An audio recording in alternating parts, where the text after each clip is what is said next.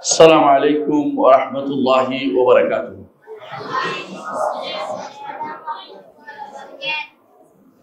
الحمد لله رب العالمين والصلاة والسلام على أشرف الأنبياء والمرسلين نبينا محمد وعلى آله وأصحابه أجمعين. আপনারা কি আমার কথা শুনতে পাচ্ছেন? অসুবিধা হচ্ছে না তো?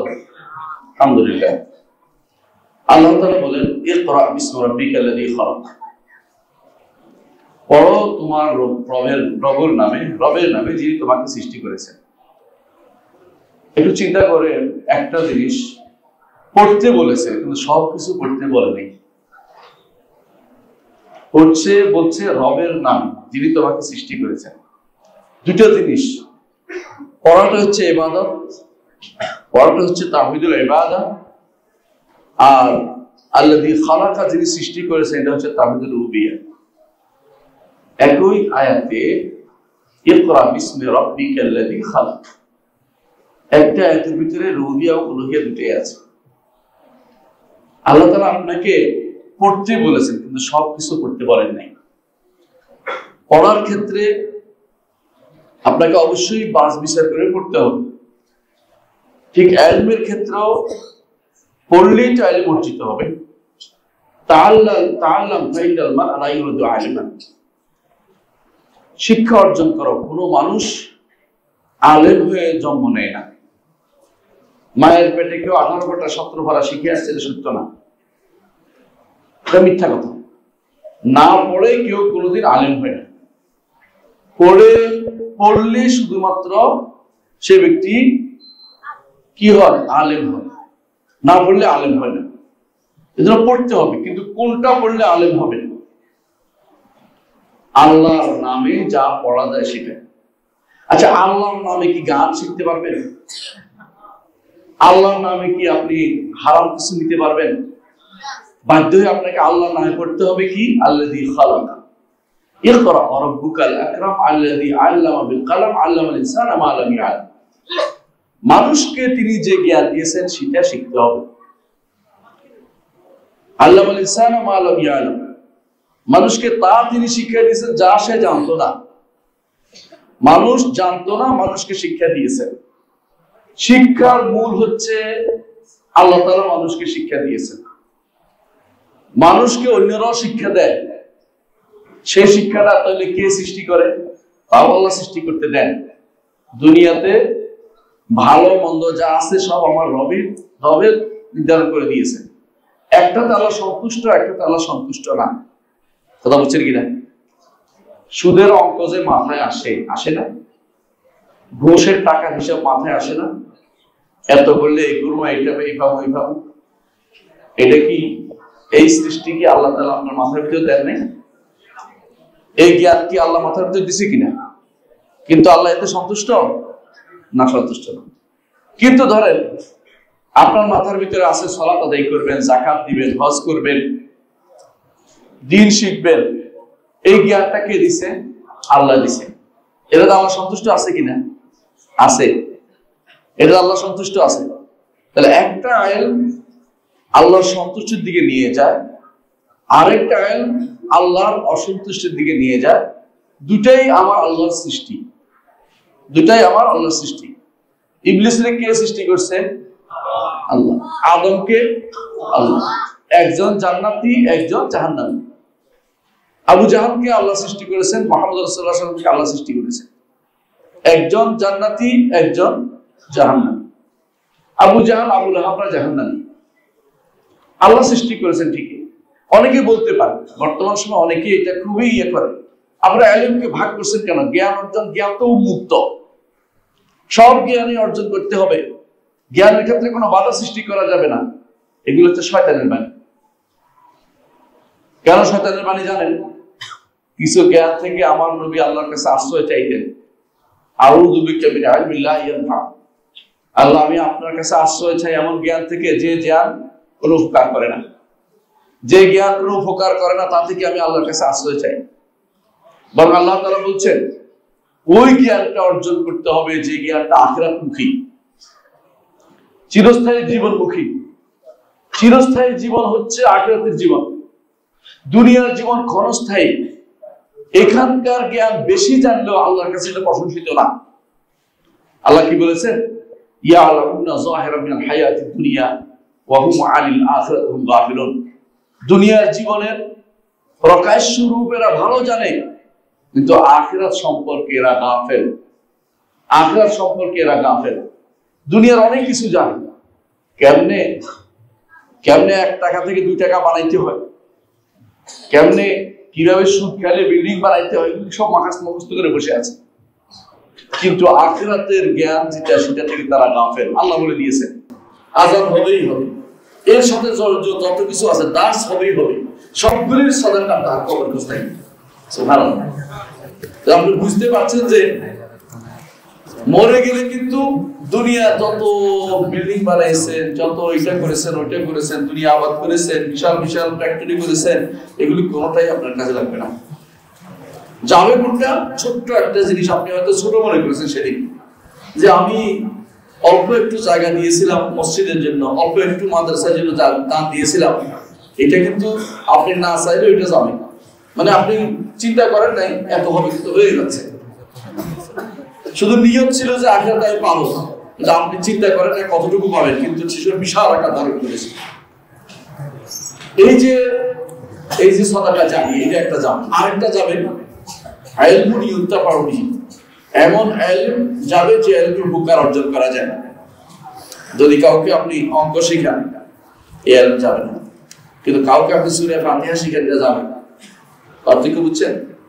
অঙ্ক শিখলে আখিরাতে যাবে, কিন্তু ফাতিহা যে শিখেন এটা আখিরাতে যাবে না। এটা যাবেই যাবে, এটা বন্ধ করতে পারবেন না, কারণ সে সালাত আদায় করবে প্রতিদিন। অঙ্ক শিখলে একদিন যাবে, যেদিন এই অঙ্ক শিখার পরে আপনি এটা দিয়া যাকাতের হিসাব করছেন, সেদিন যাবে। পার্থক্য বুঝছেন তো? সেদিন একটা যাবে। যেদিন এটা দিয়ে আপনি দুনিয়ার কাজ করেছেন, সেটা আখিরাতে যাবে না, এটা এখানে থেকে যাবে। দুনিয়াতে আপনি বিশাল বড় সিএ কেটি কত কিছু আছে না, শিখে সিএ শিখে কেউ কি শিখে, এগুলো আপনি দুনিয়াতে থেকে যাবেন। কিন্তু ইলম একটা রাখে যাবেন, যে ইলমটা গাছ হিসেবে থাকবে, আখিরাতে এটা গাছ হিসেবে থাকবে। এটা সামান্য মনে হচ্ছে, কিন্তু আখিরাতে থেকে যাবে, সেটা আখিরাতের জন্য আপনার গচ্ছিত সম্পদ হিসেবে থাকবে। এই ইলমটা হচ্ছে শরীয়তের ইলম। শরীয়তের ইলম যত আপনি শিখতে পারবেন, শিখাতে পারবেন, সময় যত দিতে পারবেন, যত মনে করবেন এই সময়টা আমি আল্লাহর জন্য দিয়ে দেবো, এটাই আপনার কাজে লেগেছে, এটা আপনার কাজে লেগে যাবে। নবীরা সারাদিন কেন এই কাজে ব্যস্ত থাকতেন? নবীদের অনুসারীরা সেই কাজে ব্যস্ত থাকবে। রাসূলুল্লাহ সাল্লাল্লাহু আলাইহি ওয়াসাল্লাম বলেছেন, আল উলামা ওয়ারাসাতুল আম্বিয়া, আলেমরা হচ্ছে নবীদের ওয়ারিস। আলেমরা কিসের ওয়ারিস? নবীদের ওয়ারিস। ও আলেমরা লাম ইউরিসু দিনার ও আম্বিয়া লাম ইউরিসু দিনার ওয়া দিরহাম। আর নবীরা কোনদিন দিনার দিরহামের ওয়ারিস করেন না, টাকা পয়সা বিল্ডিং এর ওয়ারিস করেন না, টাকা পয়সা বিল্ডিং এর ওয়ারিস করেন না। কিসের ওয়ারিস করেন? ইন্নামা ওয়ারাসাতুল ইলম, ইলমের ওয়ারিস করেন। ফামান আখাযাহু আখাযা বিহাদ্দিন ওয়াফা, যে কেউ এই জ্ঞান নিতে পেরেছে, পূর্ণ জিনিস নিতে পেরেছে। সুবহানাল্লাহ। নবীদের ইলমের ওয়ারিস হচ্ছে এই জ্ঞান, দ্বীনি ইলম। আপনারা নাম শুনেছেন আমাদের শেখ মুহাম্মদ বিন সালেহ আল উসাইমিন, যার নামে আপনাদের আমাদের এটা চিনতে পারছেন তো? তার বইগুলো যদি আপনি শুধু পড়ে যান, আপনি শেষ করতে পারবেন না, সারা জীবনে পড়ে শেষ করতে পারবেন না। আর আমাদের আল্লাহ তাআলা যতটুকু ইলম জ্ঞান দিয়েছে, ওনার বই পড়ে শিখছি। ওনার বই পড়েই যদি কেউ বলে যে মদিনা ইউনিভার্সিটি পড়ছে, হচ্ছে ইয়াতে পড়ছে, উম্মুল কুরায় পড়ছে, জামিয়াতুল ইমামে পড়ছে, মুহাম্মদ বিন সালেহ আল উসাইমিনের বই থেকে উপকৃত হয়নি, সে ব্যক্তি জাহেল থেকে, সে ব্যক্তি আলেম হতে পারবে না। কেমন মানুষ ছিলেন একজন, আজকে মাগরিবের সালাতের সময় আমার একজন বলতেছে যে আমাদের মধ্যে একজন ইবনে উসাইমিনের মতো দেখতে আছে, একজন বলতেছেন আমাকে। আমি ওনার দিকে তাকিয়ে বললাম, আসলেই দেখতে ওনার মতো। যে সময় ওনাকে দেখেছি আমরা বৃদ্ধ বয়সে, যুবক বয়সে তার পাইনি, ওই সময় সামনাসামনি যখন ক্লাস হয়তো দেখতাম, সুবহানাল্লাহ। আমরা তো অনেক সময় কথা বলতে গেলে অনেক সময় বসে চিন্তা করতেছি, চিন্তার সময় নাই। ইলমটাকে তিনি কিভাবে কাজে লাগাতেন, শুধু একদিনের উদাহরণ দিব। ডাক্তার তাকে নিষেধ করেছেন যে উনি এখন কথা বলতে পারবেন না, কারণ ওনার এখন শেষ বয়সে ওনার ক্যান্সার হয়ে গেছে। তো উনি ডাক্তার বলছে উনিকে এখন কথা বলতে নিষেধ করেন, কিন্তু উনি বলতেছেন কি হচ্ছে, তোমরা কেন গাড়ি নিয়ে আসছো না? ওনাকে বলেনি। ছেলেরা এদিক সেদিক চলে গেছে গাড়ি নিয়ে, যাতে যাইতে না পারে। ছাত্রদেরকে বলছে তোমরা কিছু কই না, আমরা না পর্যন্ত যাইবে না। উনি বলছে যে গাড়িওয়ালা কই, গাড়িওয়ালা কই, আমি ছেলেরা বসে আছে হারামে। কাসিম থেকে রওনা হয়ে যাচ্ছে, ছেলেরা কোথায়, তোমরা কোথায়, আমাকে গাড়ি দিয়ে, আমার ছেলেরা বসে আছে, আমার ছেলেরা পড়াতে হবে, ছেলেরা হারামে বসে আছে, মসজিদে হারামে বসে আছে। এই হচ্ছে বুঝতে পারছেন কেমন জিনিস? অর্থাৎ তাকে ডাক্তার নিষেধ করেছে এই নিয়ে আর কথা বললে বিপদ হয়ে যাবে।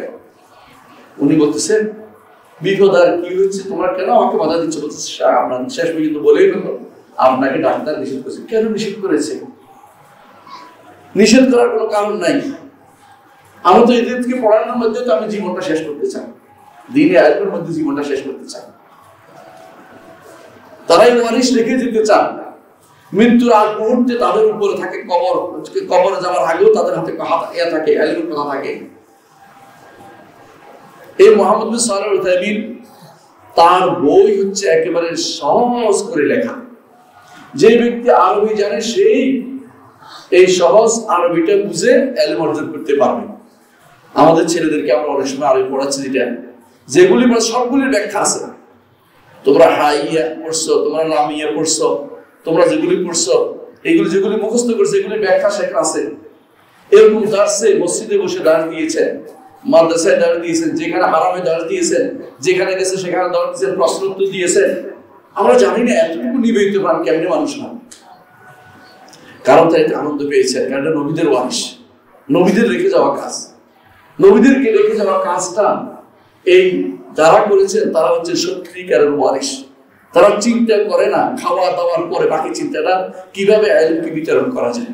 আমি যা শিখেছি আল্লাহ আমাকে হুজ্জতকে আমি প্রমাণ দিয়ে দিয়েছে, আমার প্রমাণ প্রতিষ্ঠা করেছে। আমি চুপ থাকি গুনাহগার হবো, আমি চুপ থাকি গুনাহগার হবো, আমি যা শিখেছি তা শিখাতে হবে।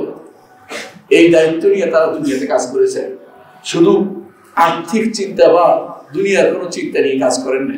তারা চিন্তা করেছেন যে আখিরাতে আমি যাবো, যেন আখিরাতে আমার বড় বড় জায়গাগুলো থাকে, বড় বড় জিনিসগুলো থাকে। ইমাম মুহাম্মদ ইবনে হাসান নাম শুনেছেন? ইমাম মুহাম্মদ ইবনে হাসান তিনি শেষ মুহূর্ত মৃত্যুর সময়, এমন সময় তার কাছে একজন ঢুকছেন, ইমাম কাসাই ঢুকছেন, ঢুকে জিজ্ঞাসা করতেছেন ওনাকে, বলতেছে আচ্ছা কোন তোয়াফটাতে বাহনে চড়ে করা উত্তম তোমরা কি জানো মৃত্যুর সময়? তারা বলতেছেন জানি না। তখন তিনি বলে দিলেন যেই তোয়াফের পরে মক্কা অবস্থান করবা না সেই তোয়াফটা বাহনে চড়ে করার উত্তম, আর যেই তোয়াফের পরে তোমার শাড়ি আছে সেই তোয়াফের পরে তুমি বাহন উত্তম না, হেঁটে করা উত্তম। পার্থক্য বুঝছেন কিনা? কারণ যে তোয়াফ আপনি বাহনের উপর আছেন এই তোয়াফ করে চলে যাবেন, বাহনের উপর থেকে বিদায় তোয়াফ, আগের তোয়াফ গুলো বিদায় তোয়াফ না, সেটা হেঁটে করা উত্তম। এটা বুঝে ইস্তেবাদ করছেন। বলতেছে এটুকু বড় কথা না, বড় কথা হচ্ছে উনি আমি গেট পর্যন্ত গেছি, ভিতর থেকে শুনতে পেলাম যে তিনি মারা গেছেন। মানে বুঝছেন, জীবনের শেষ মুহূর্ত পর্যন্ত ইলম বিতরণ করে গেছেন। ইমাম মালিক রহমতুল্লাহ আলাইহি একই কাজ করে গেছেন, ওসিয়ত করে গেছেন ইলমের। তিনি বলেছেন আমি মনে করি একটি মাসআলার উত্তর জানা 1 মাস কাবাগরের তোয়াফ করার চেয়ে উত্তম। একটি মাসআলার উত্তর কি আপনার স্কুল দিবে, কলেজ দিবে, ইউনিভার্সিটি দিবে? একটা মাসআলার উত্তর জানতে হলে শরীয়তের ইলম লাগবে। শরীয়তের ইলম ছাড়া আপনি কোনোদিনই দুনিয়াতে বরকতপূর্ণ কিছু দেখতে পারবেন না। একটা হাদিস মনে করি রাসূলুল্লাহ সাল্লাল্লাহু আলাইহি ওয়াসাল্লাম বলেছেন আর দুনিয়া মাগরুনাতুন, দুনিয়া অভিশপ্ত, ওয়া মালউনুন মা ফিহা, এর মধ্যে যা আছে তাও অভিশপ্ত, ইল্লা যিকরুল্লাহ ওয়া মা ওয়ালা আও আলিম আও মুতাআল্লিম। আল্লাহর জিকির এবং তার সাথে যা যুক্ত আছে, যেমন আমরা সবাই আল্লাহর জিকিরে মত্ত। জিকির করতে উঠে বোঝানো হয় না যে লাফিয়ে লাফিয়ে কাঁধে উঠে কেউ সামনে উঠে ওটা জিকির নয়। জিকির হচ্ছে আল্লাহকে যা স্মরণ করিয়ে দেয়, জিকির হচ্ছে আল্লাহর নাম ও গুণকে যেটা স্মরণ করে, জিকির হচ্ছে আল্লাহকে যেটা জানায় সেটা জিকির, আল্লাহর বিধানকে যেটা জানায় সেটা জিকির। এই জন্য সাহাবায়ে কেরাম থেকে স্পষ্ট সহিহ সনদে বর্ণিত হয়েছে মুআয ইবনে জাবাল রাদিয়াল্লাহু হচ্ছে আলিমুন নাস বিল হালাল ওয়াল হারাম। তিনি বলতেছেন জিকির হচ্ছে মাজালিসুল হালাল ওয়াল হারাম, হালাল হারামের বর্ণনা যেটা সেটা জিকির। যেই ছাত্র আপনার এখানে পাঠিয়েছেন, মাদ্রাসায় পাঠিয়েছেন, পড়াচ্ছেন, আপনি কি জানেন এই ছাত্র যখন হাঁটে ফেরেশতারা তখন ডানা বিছিয়ে থাকে? আপনার সন্তানের জন্য ফেরেশতা ডানা বিছিয়ে আছে। আপনি কি মনে করেন কত আনন্দের জায়গা আপনি বুঝতে পারেন? শুধু আপনার সন্তান না, আপনিও যদি করে এখানে আসছেন, আপনিও তালেবে ইলম, আপনার জন্য ডানা বিছিয়ে আছে ফেরেশতা। সুবহানাল্লাহ। এই জন্য এই মজলিসগুলো যেখানে হবে দাওয়াতের মজলিস, বিশুদ্ধ আকীদা ও মানহাজের দাওয়াতের মজলিস, ইলমের মজলিস, এগুলি সব হচ্ছে এমন এক মজলিস যে মজলিসে ফেরেশতারা ডানা বিছিয়ে থাকে। রাসূলুল্লাহ সাল্লাল্লাহু আলাইহি ওয়াসাল্লাম বলেছেন, কোথাও যদি এরকম মজলিস হয়, ফেরেশতারা তখন বলতে এক অপরকে বলতে থাকে, আসো এখানে তোমাদের এটার জন্যই এক অপরকে ডেকে সেখানে বসে যায়। রাসূলুল্লাহ সাল্লাল্লাহু আলাইহি ওয়াসাল্লাম আরো বলেছেন সেই সমস্ত মজলিসগুলোতে কি হয়, তিনি বলেছেন যে সেখানে ফেরেশতারা ডানা বিছিয়ে থাকে। এক, আল্লাহর পক্ষ থেকে সাকিনা নাযিল হয়, রহমত নাযিল হয়, সাকিনা প্রশান্তি নাযিল হয়, এবং আল্লাহ তার কাছে যারা আছে, আল্লাহর কাছে কারা আছে? ফেরেশতারা। ফেরেশতাদের কাছে আমাদের কথা আলোচনা করে। এজন্য নিচে আপনি আল্লাহর কাছে যদি স্মরণীয় হতে চান, আল্লাহর কাছে প্রিয় হতে চান, এই মজলিসগুলোর বিকল্প আর কোথাও আপনি পাবেন না। এইগুলি হচ্ছে উপরে আপনার আলোচনার একটা বিরাট সুযোগ, যে আমার আলোচনা উপরে হচ্ছে। এই জন্য সালফে সালেহীন মৃত্যুর আগ পর্যন্ত তলবে ইলম থেকে দূরে থাকতেন না। কারণ ইলম তলব থেকে দূরে থাকার অর্থ হচ্ছে শয়তান আপনার ভর করে ফেলবে, আর ইলম তলবে থাকার অর্থ হচ্ছে ফেরেশতা আপনাকে সাহায্য করে, দোয়া করবে আপনার জন্য। একজন যে ব্যক্তি ইলম শিক্ষা দেয় আর যে শিখে, সে ব্যক্তি রাসূল বলেছেন শ্রেষ্ঠ। খায়রুকুম, যে তোমাদের মধ্যে শ্রেষ্ঠ ব্যক্তি হচ্ছে যে ইলম শিখে এবং শিখায়। ছাত্রগুলি শ্রেষ্ঠ, ওস্তাদও শ্রেষ্ঠ। আপনি ছাত্র না, আপনিও ছাত্র যদি এখানে আসেন, ছাত্র হওয়ার জন্য কোনো বয়স নেই, কোনো বয়স নেই। রাসূলুল্লাহ সাল্লাল্লাহু আলাইহি ওয়াসাল্লাম সাহাবায়ে ছোট ছিলেন না, সাহাবীরা বয়স্ক হয়েছিলেন, কারণ তারা যে জ্ঞান অর্জন করেছেন, উম্মতের সবাই আমরা তাদের জ্ঞান দিয়ে আলোকিত হচ্ছি। তারা রাসূলের কাছে শিখেছেন তালেবে ইলম হয়ে। আপনি আমি তালেবে ইলম হতে হবে, তালেবে ইলম থাকতে হবে, জ্ঞান অর্জন করতে হবে। জ্ঞান অর্জন করলে এই সুবিধাটুকু পেয়ে যাবেন।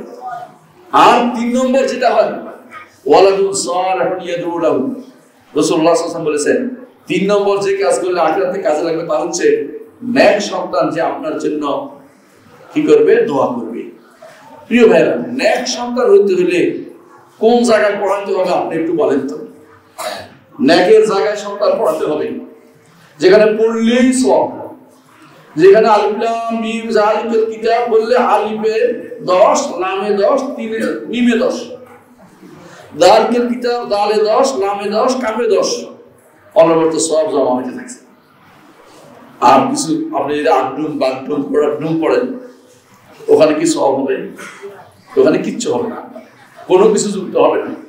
অথবা ইংরেজি দুনিয়ার সব কিছু শিখে ফেলছেন, দিন শিখেন নাই। হ্যাঁ, অমুক একবারে শেক্সপিয়ার মুখস্থ করে বসে আছেন, অনেক কবিতা আপনার মুখস্থ, কবর কবিতা মুখস্থ আছে, ওগুলো আপনার কি সওয়াব হবে? ওগুলো সওয়াবের কাজ হবে? সওয়াব হবে না। দুনিয়ার ভিতরে থেকে আখিরাতে যাবে না। এখানে ওয়ালাদুন সালিহ যদি বানাইতে হয়, নেক সন্তান বানাইতে হলে নেক সন্তানের কারখানায় আসতে হবে, যেখানে সালেহ বানায়, নেক বানায়। আর নেক বানানোর কারখানা হচ্ছে এই প্রতিষ্ঠান, এই মাদ্রাসাগুলো হচ্ছে নেক বানানোর কারখানা। এই মাদ্রাসাগুলো, এই প্রতিষ্ঠানগুলো, এই মসজিদগুলো যেখানে আসবেন শিক্ষার জন্য। রাসূলুল্লাহ সাল্লাল্লাহু আলাইহি ওয়াসাল্লাম বলেছেন, তার মসজিদে কেউ যদি আসে, তিনি কেমন কথা বলেছেন, কেউ যদি মসজিদে আসে শোনার জন্য, তার মসজিদের কথা বলেছেন। রাসূলুল্লাহ সাল্লাল্লাহু আলাইহি ওয়াসাল্লাম নিজের মসজিদের কথা বলেছেন এটা। তবে এটা মসজিদের জন্য খাস, যেখানে মানুষ কেউ যদি ইলম অর্জন করতে আসে, সে সারা রাত্র দাঁড়ানো এবং সারা দিন রোজা রাখার মতো সওয়াব পাবে। তো এই যদি হয়, এই যদি অবস্থা ইলম অর্জনের গুরুত্ব আপনি কি বুঝেন না কিরকম জিনিসটা? কোন ইলম অর্জন করতে হবে যে ইলমটা আল্লাহ এবং রাসূলকে আপনাকে জানাবে, আল্লাহ সম্পর্কে জানবে না। আল্লাহ সম্পর্কে জানতে হলে কোরআন না পড়লে জানতে পারবেন না, কারণ আল্লাহকেও দেখিনি, আল্লাহর মতো কাউকে দেখিনি। আল্লাহকে জানতে হলে কোরআন থেকে জানতে হবে, আল্লাহকে জানতে হলে রাসূলের হাদিস থেকে জানতে হবে। আল্লাহর পরিচয় আল্লাহ নিজে দিয়েছেন, কুল হুয়াল্লাহু আহাদ, আল্লাহুস সামাদ, লাম ইয়ালিদ ওয়া লাম ইউলাদ ওয়া লাম ইয়াকুল লাহু কুফুয়ান আহাদ। নিজের আল্লাহ নিজের পরিচয় নিজে দিয়েছেন। আর আল্লাহ তাআলা অন্যত্র বলেছেন আল্লাহু লা ইলাহা ইল্লা হুয়াল হাইয়ুল কাইয়্যুম, নিজের পরিচয় দিয়েছেন এই সূরা বাকারা এই আয়াত 255 নম্বর আয়াতে কুরসি বলেন। আপনার সকাল বিকেল এটা পড়েন, সালাতের পরেও পড়েন, দুটেই কেন পড়েন? কারণ গুরুত্ব কেন বাড়ছে? আল্লাহর পরিচয় আছে বলেই তো বাড়ছে। যেখানে আল্লাহর পরিচয় আছে সেটাই মূল্যবান। আল্লাহর পরিচয় যেখানে হবে সেটা সবচেয়ে বেশি মূল্যবান হবে। এই জন্য এইটাকে সকাল বিকাল রাসূলুল্লাহ সাল্লাল্লাহু আলাইহি ওয়াসাল্লাম সেট করে দিয়েছেন। আল্লাহর পরিচয় জানা, আল্লাহর পরিচয় জানতে হলে আল্লাহর সত্তা সম্পর্কে জানবেন, তার নাম গুণ সম্পর্কে জানবেন, তার কর্ম সম্পর্কে জানবেন, তার অধিকার সম্পর্কে জানবেন। বুঝছেন কিনা? আল্লাহর অধিকার যে ব্যক্তি জানেন, অধিকার হচ্ছে ইবাদত। আল্লাহর অধিকার কি? ইবাদত। হকুল্লাহ আলাল ইবাদ, বান্দার উপরে আল্লাহর হক হচ্ছে একমাত্র তার ইবাদত করা, একমাত্র তার ইবাদত অধিকার। আর আল্লাহর উপরে বান্দার হক আল্লাহ নিজেই নিয়েছেন, আমরা কিন্তু হক বাধ্য করতে পারি না। তিনি নিজে বলেছেন যে কেউ একমাত্র আমার ইবাদত করবে তাকে তিনি জান্নাতে প্রবেশ করাবেন। তার আল্লাহর উপর নিজে নিয়েছেন তিনি অধিকার হিসেবে। যদি এইটা দিয়ে বেশি কিছু দরকার নেই। আল্লাহ সম্পর্কে জানতে হলে আপনি সালাফি মাদ্রাসা কোথাও আল্লাহ সম্পর্কে আপনাকে শিখাবে না। আপনাকে বলবে আল্লাহর সাথে চিন্তা বন্ধ, আপনাকে আল্লাহর নাম অস্বীকার করবে, কেউ গুণ অস্বীকার করবে, কেউ শিরিক শিখাবে, কেউ শিরিকের পক্ষে ওকালতি করবে, কেউ কুফরি শিখাবে, শিরিক কুফরি কেউ বানাবে কি, তবে গুণের কাজ বানাবে। এই জন্য দেখবেন বড় বড় প্রতিষ্ঠান হচ্ছে, পাশেই শিরকের আখড়া আছে, কিছুই বলে না। শাহজালালের দরগা একটা আছে না, আছে কিনা? এর পাশে দেখবেন যে দরগা কওমি মাদ্রাসা, দরগা কওমি মাদ্রাসা হচ্ছে একটা বড়। হ্যাঁ, এরা কি কোন চোখে দেখে না শিরিক হয় ওখানে? হ্যাঁ, কবরের মধ্যে গোলাপ জল ঢালা কি শিরিক? কবরের মধ্যে একটা টাকা দেয়া কি শিরিক? কোনো সন্দেহ নাই। কবরের মধ্যে মানত করা কি শিরিক? ওরা কি চোখে দেখে না শিরিক হচ্ছে? তো বুখারী মুসলিম পড়ে ওরা কি করে? ওরা কি এই শিরিকগুলো বুঝতে পারে না? বুঝবে না তারা। এই জন্য আপনাকে জানতে হবে ইলম কোথায় পাওয়া যায়, এটা আপনাকে জানতে হবে। ইলম যদি কোনো আপনার নষ্ট হয়ে যায়, খারাপ ইলম দিয়ে আপনার আল্লাহর নৈকট্য অর্জন করতে পারবেন না। আল্লাহর নৈকট্য অর্জন করতে হবে ওই ইলম দিয়ে যে ইলমটি নবীরা রেখে গেছেন, যে ইলমটি সাহাবায়ে কিরাম প্রচার করে গেছেন, যে ইলমটি চার ইমাম আবু হানিফা, মালিক, শাফি, আহমদ বলে গেছেন, যে ইলমটি বুখারী, মুসলিম, আবু দাউদ, তিরমিজি, নাসাই, ইবনে মাজাহ বলে গেছেন, ওই ইলমটা যদি আপনার থাকে, আপনার এই ইলমটা আখিরাতের জমা হয়ে যাবে। এটা আপনি চিন্তা করার দরকার নেই, এটা অটোমেটিক জমা হয়ে যাবে। দুনিয়াতে আপনি নেক আমল করে হিসাব করার দরকার হয় না, নেক আমল করে গোপন করার দরকার হয়, আর বদ আমলগুলোকে হিসাব করার দরকার হয় বেশি। নেক আমল করে গুনবেন না। আমাদের কিছু ভাই আছে নেক আমল গোনা চিন্তা করে, নেক আমল গোনা বুঝেন না। কয়েকটা নামাজ পড়ছি, রমজান আসলে প্ল্যানার বানায় একটা প্ল্যান, আমি এটা করছি, দাগ দে, এটা করে ফেলছি, বাহ, এটা কবুলের খবর কি চলে এসেছে নাকি তার কাছে? আপনি কি করেছেন করেন না, এটা আল্লাহর কাছে রেখে দেন। এটা তো প্ল্যানারের দরকার নাই। দুনিয়া সাহাবারা এত প্ল্যানার করে করেন নাই। শুনেছেন, আমল করেছেন, সিদ্ধান্ত করবেন, করতে পারেন না, ইস্তেগফার করেন, করে ফেলেছেন যে খুশি হয়ে যাবেন না, করার পরে চিন্তা করতে থাকবেন রমজান সামনে আসছে, আল্লাহ কবুল করে কিনা। 6 মাস তারা দোয়া করতে আল্লাহ কবুল করো, বাকি 6 মাস দোয়া করতেন আল্লাহ সর্বসারিন 6 মাস দোয়া করতে আল্লাহ কবুল করো যা করছি, বাকি 6 মাস দোয়া করতে আল্লাহ রমজানটা যেন পাই। কেন দোয়া করতেন? যাতে করে নিজেকে বিনয়ী করতে হয়। আমি তো কাগজের কলমে লেখার জিনিস না, এটা ইলম। আমি এটা অর্জন করে কি করবো? আল্লাহর কাছে বিনয়ী হওয়ার জন্য। আল্লাহ আমাকে তৌফিক দিয়েছে করতে, কথা বুঝলেন কিনা? ফজরের সালাত আপনি চেষ্টা করলে উঠতে পারতেন না যদি আল্লাহ তৌফিক না দেন। ইলম অর্জন করতে কেউ পারেও না। অনেকে সন্তানদের নিয়ে পাগল প্রায় যেন আল্লাহ যেন ইলম দেয়, কিন্তু অনেক সময় সে পায় না। আল্লাহ যদি না দেয় আপনি কিছু পাবেন না। এই জন্য আল্লাহ আপনার সন্তানকে কবুল করেছেন, আল্লাহকে আপনাকে কবুল করেছেন, আল্লাহ এই দিনে আসার এখানে বসার তৌফিক দিয়েছেন। এটা বিশাল নেয়ামত মনে করুন যে আল্লাহ আমাকে এই তৌফিক দিয়েছেন। এই জন্য আপনি শুকরিয়া আদায় করুন যে আমার অন্য বাইরে আসতে পারে নাই, তাদের থেকে আল্লাহ বাছাই করে আমাকে এনেছেন ইলম অর্জনের জন্য। এই জ্ঞান অর্জনের এর চেয়ে উত্তম কোনো কিছু হতে পারে না। ইলম হচ্ছে জিহাদ ফি সাবিলিল্লাহ, আল্লাহর রাস্তায়। ইলম অর্জন হচ্ছে আল্লাহর রাস্তায় জিহাদ করা। অনেকে এটা নিয়ে বাড়াবাড়ি করেছে যে আল্লাহর রাস্তায় জিহাদ আর কিছু দেখে না। আপনি কি জানেন আপনি এলেম হচ্ছে আল্লাহর রাস্তায় জিহাদ করা? এটা কেন জানেন আপনি বুঝাই বলতেছি, একটু শোনেন। জিহাদ হচ্ছে, প্রথম জিহাদ হচ্ছে নিজের নফসে আমার বিরুদ্ধে জিহাদ করতে হবে। নফসে আমার বিশ্বু, আমার নফসের বিরুদ্ধে জিহাদ করতে হবে। নফস আমাকে খারাপের দিকে সবসময় টানে। হ্যাঁ, কিছু মানুষের নফস আছে মুতমাইন্না হয়ে যায়, একবার সন্তুষ্ট চিত্ত হয়ে যায়, এরকম লোকের সংখ্যা খুব কম, হাতে গোনা। বেশিরভাগ মানুষের অন্তরে খারাপের দিকে চলে যায়। আবার ভুল হইলে তওবা ইস্তেগফার করে নফসে লাওয়ামা হয়, কিন্তু বেশিরভাগই নফসে আম্মারা খারাপের দিকে যায়। ওর বিরুদ্ধে জিহাদ করতে হলে চারটা জিনিস লাগে। এক নম্বর হচ্ছে ইলম, দ্বিতীয় হচ্ছে আমল, তৃতীয় হচ্ছে দাওয়াত, চার নম্বর হচ্ছে সবর। নফসের বিরুদ্ধে জিহাদ করতে প্রথম কি লাগে? ইলম। এই ইলমটা কি অঙ্ক, বায়োলজি, রসায়ন, ফিজিক্স? না, এই ইলমটা হচ্ছে কোরআনের ইলম, এই হচ্ছে হাদিসের ইলম, এই হচ্ছে দ্বীনের ইলম। রাসূলুল্লাহ সাল্লাল্লাহু আলাইহি ওয়াসাল্লাম যা রেখে গেছেন, যা দিয়ে আপনাকে শিখিয়ে দিয়েছেন, তখন সেটা না শিখলে আপনি কিন্তু আল্লাহ সম্পর্কে না জানলে আপনি পথভ্রষ্ট হয়ে যাচ্ছেন। নফসের বিরুদ্ধে জিহাদ করতে হলে চারটা জিনিস লাগে, চারটাই ইলমের উপর নির্ভরশীল। ইলম না জানলে আমল করতে পারবেন না, আমল কবুল হবে না। ইলম না জানলে আমল কবুল হবে? যারা আপনি একটা না জেনে আমল করেছেন, এটা তো সওয়াব পাবেন না। আপনি জানছেন আযান শুনলে জবাব দিতে হয়, জন্য আযানের জবাব দেওয়ার জন্য দক্ষিণমুখী রাস্তাটা যা খুলছেন, জানালা খুলছেন, আপনি সওয়াব হবে। কিন্তু আপনি জানেন নাই দক্ষিণ দিকে জানালা খুলছেন, সওয়াব হচ্ছে না। আযান শুনলেও সওয়াব হচ্ছে না। ইলমের মর্যাদা কত বেশি বুঝতে পারছেন তো? ইলম অর্জন করেছেন, অল্প আমল দিয়ে আপনি পার হতে পারবেন। আবার ইলম অর্জন করেননি, বহু আমল দিয়ে যে কোনো সময় বিভ্রান্ত হয়ে যেতে পারেন।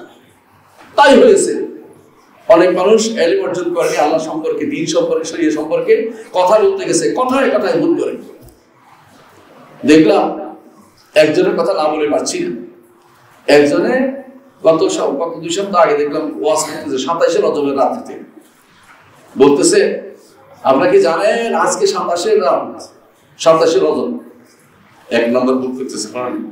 এইটা হচ্ছে মেরাজের রাত, এই মাস মেরাজের রাত, মাস, এই রাত মেরাজের রাত। আচ্ছা, দুইটা গেল, দুইটাই ভুল। কারণ আপনারা জানেন যে মেরাজের রাত্রি নির্ধারিত নয়, মেরাজের মাসও নির্ধারিত নয়। তবে মেরাজ অবশ্যই স্বীকার করতে হয়। মেরাজ যদি স্বীকার না করে ঈমান চলে যায়, নির্ধারণ করলে বেদাত হয়ে যায়। কথা বুঝেন কিনা? তার এই খবর নাই, বিশাল আলেম, ওর মাঠে কয়েক হাজার মানুষ হয়, এবং তার কথা শোনার জন্য আপনারা একেবারে লাঠি শুনে দৌড়ান। দুইটা গেল, দুইটা শেষ হয় না, 3 নম্বর তুলছে কেন? বলতেছে আল্লাহ তাআলা তার নবীরে এই রাত্রিতে ডেকে নিয়ে, হ্যাঁ, এই রাত্রিতে ডেকে নিয়ে তিনি রাষ্ট্র পরিচালনার জন্য নিজে ডেকে নিয়ে শিক্ষা দিয়েছেন। 13 দফা 14 দফা দিয়েছেন। কোথায় 14 দফা জানেন?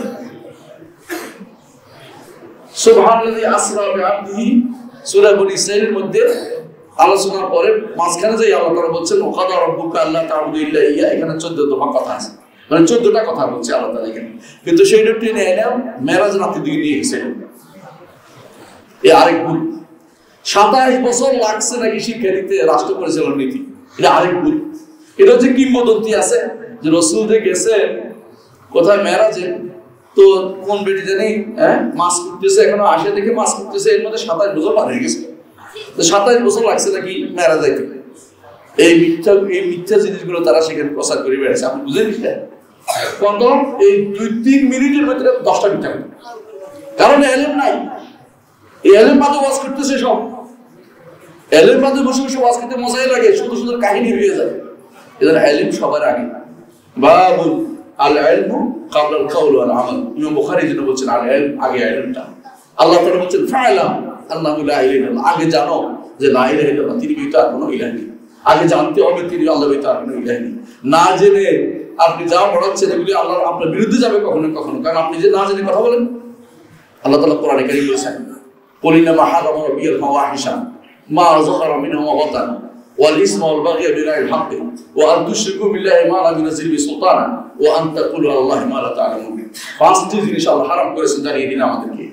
এর মধ্যে সর্বশেষ যেটা, সেটা হচ্ছে ওয়া আন তাকুলু আলাল্লাহি মা লা তা'লামুন, আল্লাহর উপর না জেনে কথা বলাটা হচ্ছে বড় হারাম। না জেনে আপনি কিভাবে বলেন এই কথা বলতেছেন? আপনাকে যে কোনো কথা বলবেন, আপনাকে জানতে হবে না আপনার পক্ষে বা বিপক্ষে যাচ্ছে। কারণ মা ইয়ালফিযু মিন কাওলিন ইল্লা লাদাইহি রাকিবুন আতীদ, কোন একটা কথা যদি কোনো মুখ থেকে বের হয় এর পক্ষে কি আছে? ফেরেশতা লিখে ফেলতেছে। এটা আপনার পক্ষে যাবে না বিপক্ষে যাবে। সুবহানাল্লাহ বলে পক্ষে যাবে, আর যদি কোনো মিথ্যা কথা বলে আপনি বিপক্ষে যাবেন। আর আল্লাহ রাসূলের নামে মিথ্যা হচ্ছে আরো বড় গুনাহ। আল্লাহ রাসূলের নামে মিথ্যা আরো বড় গুনাহ। আপনি যে বলতেছেন 14 দফা 18 দফা এগুলি বানাচ্ছেন বসে বসে, আপনি কোথাকার দলিল পেলেন? কোথা থেকে নিয়ে আসলেন? তাহলে এইটার মূল কারণ হচ্ছে ইলম নাই। জিহাদের জন্য আল নফসের বিরুদ্ধে জিহাদের প্রথম শর্ত হচ্ছে কি? ইলম। তারপরে ইলম অনুসারে আমল, তারপরে দাওয়াত, তারপরে সবর। আর দাওয়াতের কথা বাদ দেন, দুনিয়াতে সবাই দাওয়াত দিতেছে। কে দাওয়াত দিতেছে ইলমের কোনো খবর নাই। আচ্ছা, আল্লাহ তাআলা বলেন কুল হাদি সাবিলি আদউ ইলাল্লাহ আলা বাসীরাতিন আনা ওয়া মান ইত্তাবা'আনি। দাওয়াত দিতে হবে আলা বাসীরাতিন, জেনে বুঝে। না জেনে দাওয়াত দেওয়া যায় না। দাওয়াত দিতে হলে জেনে বুঝে দাওয়াত দিতে হবে। আল্লাহ তাআলা নির্ধারণ করে দিয়েছেন, তার নবীকে বলে দিয়েছেন জেনে দাওয়াত দিতে। না জেনে মিথ্যা দাওয়াত বিপদে ফেলছে আমাদের সমাজের মধ্যে। তথাকথিত দুআতরা এক একজন এক এক দিকে নিয়ে যাচ্ছে, এক এক দিকে নিয়ে যাচ্ছে আমাদেরকে। কিন্তু না জেনে কথা বলে, দ্বীনের জন্য না জেনে কথা বলাটা বড় গুনার কাজ। কারণ না জেনে সে ভুল পথে নিয়ে যাচ্ছে আমাদেরকে। এইটা তো অনেকেই মনে কষ্ট আসে যে আপনি শুধুমাত্র ভাগ করতেছেন। আমি কারো নাম ধরে বলি নাই, আপনি ইলম অর্জন করে আপনি সেরা হতে পারবেন। ইলম না অর্জন করেই কথা বলা শুরু করলেন কেন? আপনি ইলম অর্জন করে কথা বলার অধিকার পাইছেন কিনা আগে মানুষ থেকে সার্টিফিকেট নেন। ইমাম মালিক বলছেন, যতক্ষণ পর্যন্ত এই মদিনার লোকেরা আমাকে যতক্ষণ পর্যন্ত স্বীকৃতি না দিচ্ছে আমি এই মজলিসে বসার যোগ্য ততক্ষণ পর্যন্ত বসি নাই। শেষ পর্যন্ত সবাই স্বীকার করছে লা ইফতি ওয়া মালিক ফিল মদিনা, মদিনায় মালিক থাকতে কেউ যেন ফতোয়া না দেয়। তারপরও এই ইলম না থাকে, ইলমের কারণে অনেকেই বলতে আমি ফতোয়া দিব না। মালিক নিজেই ইলমের ভয়ে যে কথা ভুল না হয়ে যায় জন্য অনেক মাসাইলের উত্তর দিতেন না। একজন এসে তাকে বলছেন 40টা প্রশ্ন করেছেন, তিনি 37টাতে বলছেন আমি জানি না। তো তিনি বলছেন আমি কি রাস্তা রাস্তা বলবো যে আপনি জানেন না? বলো আমি জানি না, জানবো বলবো, জানি না বলছি। এই জন্য আলেমরা সবসময় বলতে জানি না বলাটা ভালো, বানিয়ে বানিয়ে কথা বলা ভালো না। জানিয়ে না বললে জানি না থাকতে হবে, সব কথা জানতে হবে এমন না। অনেক কিছু আমরা জানি না, কিন্তু সব জানা জরুরি না। একজন মানুষ আমার কাছে আজকে আসছে যে আমি একটা স্বপ্নে দেখছি তাবির বলেন, তার স্বপ্নের তাবির আমার জানা নেই, জানি না আমি কি করবো। সব স্বপ্নের তাবির আমি করতে পারি না। শুধু আপনি আমার কাছে অন্য কোনো আলেমের কাছে যান, আমার কি কোনো ক্ষতি হয়ে গেছে? মনে রাখবেন এটা, যতক্ষণ পর্যন্ত আপনি নিজের অহংকার ত্যাগ করতে পারবেন না। অহংকার ত্যাগ করলে কি করতে হবে? ছাত্র হতে হবে। অহংকার ত্যাগ করলে আপনি ছাত্র হতে পারবেন না। আর যদি কেউ অহংকার ত্যাগ না করেন আপনি শিখতে পারবেন না। এই জন্য আলেমরা যুগে যুগে বলেছে দুই দল শিখতে পারে না, মিমান রায়তা আল্লামানি, দুই মিম শিখতে পারে না। একটা হলো মুস্তাহি, যে লজ্জা করে বসে আছে, জিজ্ঞাসা করবো না, যা ইচ্ছে তা হোক, বুঝলেন কিনা? আরেকজন কি? মুস্তাকবির, অহংকারী, এ শিখতে পারবে না। জানেন না ওস্তাদ কি ওস্তাদ আমি এটা শিখতে বুঝতে পারছি বলে দেন। আরেকজন লজ্জা করে বসে আছে, কিছু বলে টলে না, দুই শিখতে পারবে? শিখতে পারবে না। আপনি নামাজের মাসলা না জানেন, যদি কোনো সারা বছর এমনি এমনি পড়েন, নামাজ তো হচ্ছে, আপনি জিজ্ঞাসা করে নিতে হবে। ইলম এই জন্য রাসূলুল্লাহ সাল্লাল্লাহু আলাইহি ওয়াসাল্লাম যেটা বলেছেন, দুনিয়া মালউন, অভিশপ্ত।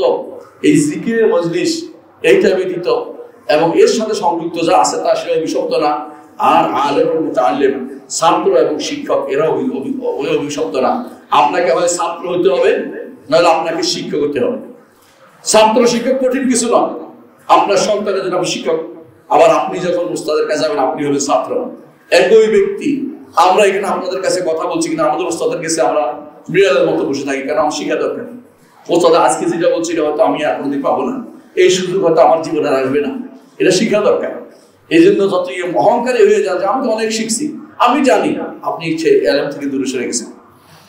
মনে রাখবেন, এলএম অর্জনের জিনিস এমন এমন এলএম কখনো কখনো ওস্তাদরা বলে যেটা হয়তো আমার মাথায় কোনোদিন আসেও না, চিন্তাও আসে না যে এটা কেন বলা হলো, এটা কেন বলা হলো।